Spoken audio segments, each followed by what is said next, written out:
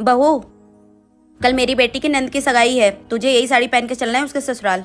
माँ जी, मेरे पास तो बहुत सारी साड़ियाँ हैं ना, मैं उनमें से कोई पहन लूंगी ना।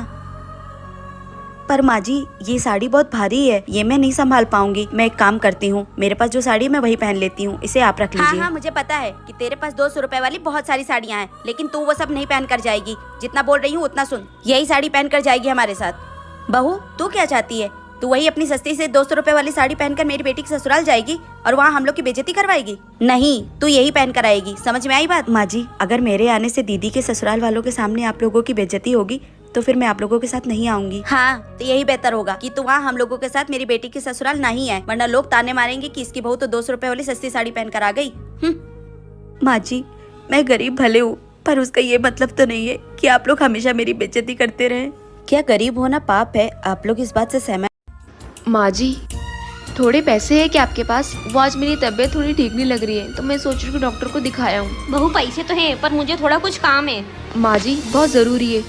ये आएंगे ना, मैं आपको इनसे लेकर दे दूंगी। बेटा, मैं तो नहीं दे पाऊंगी। ठीक है। माँ जी, ये सब क्या है? दिख नहीं रहा है क्या? सामान है।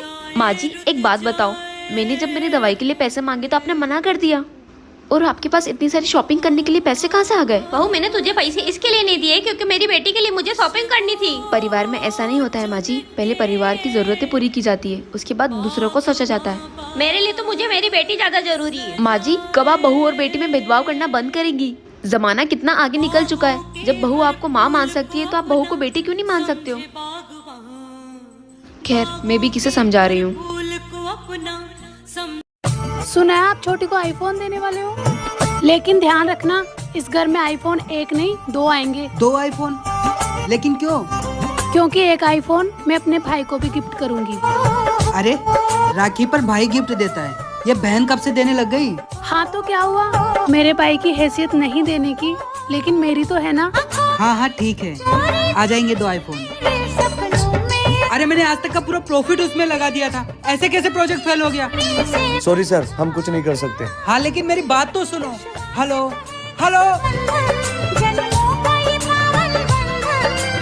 पूनम, तुम अपने भाई को कॉल कर दो, तब तक मैं तुम दोनों के लिए आईफोन लेके आता हूँ। कोई जरूरत नहीं है। वाह भैया, कितने बहादुर हो आप। आपका इतना बड़ा नुकसान होने के बाद भी आप हमारे लिए आईफोन लेने चले। मम्मी देखिए ना, ये मैं बड़ी भाभी के लिए साड़ी लेके आई हूँ। हाँ बेटा, ये साड़ी तो बहुत अच्छी लग रही है। और मम्मी, ये सूट मैं छोटी भाभी के लिए ले आई हूँ। ये सूट तो बेटा थोड़ा हल्का लग रहा है। मम्मी, और ये मैं बड़ी भाभी के लिए झुमके भी लाई हूँ। अरे वाह बेटा, ये झुमके तो बड़े ही प्यारे हैं। बेटा, तू छोटी भाभी के लिए झुमके नहीं लाई? अरे नहीं मम्मी, मैं छोटी भाभी के लिए नहीं लाई झुमके। पिछली बार मैं आई थी, कितना खराब सा सूट पकड़ा दी थी मुझे, और शगुन के तौर पे 200 रुपया पकड़ाई थी।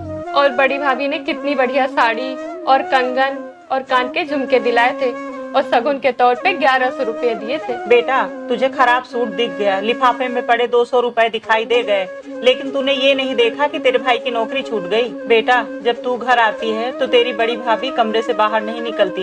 एक तेरी छोटी भाभी ही है कि दीदी क्या बना दूं, दीदी क्या खाएगी, तेरे आगे पीछे घूमा करती है। बेटा, हर चीज पैसा नहीं होता है, तो छोटी बहू का प्यार तो